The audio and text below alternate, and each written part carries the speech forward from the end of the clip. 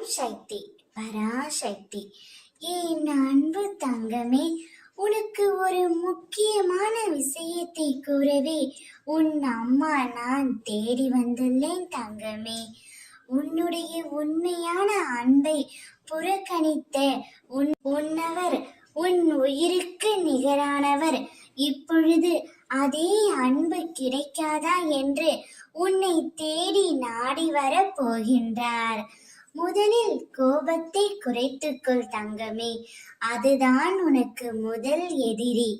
இந்த ஜென்மம் தான் மனித பிறவி, அடுத்த ஜென்மம் என்னவென்று உனக்கே தெரியாது.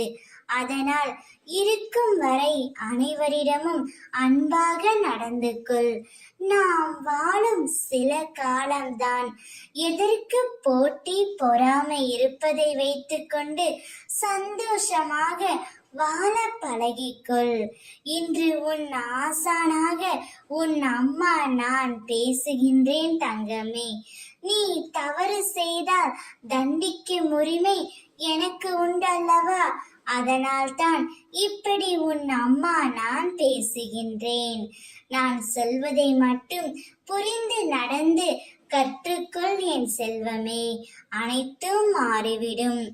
உனக்காக படைக்கப்பட்ட உன்னுடைய துணை உன் அன்பை புரிந்து கொண்டு உன்னை தேடி வரப்போகின்றார்.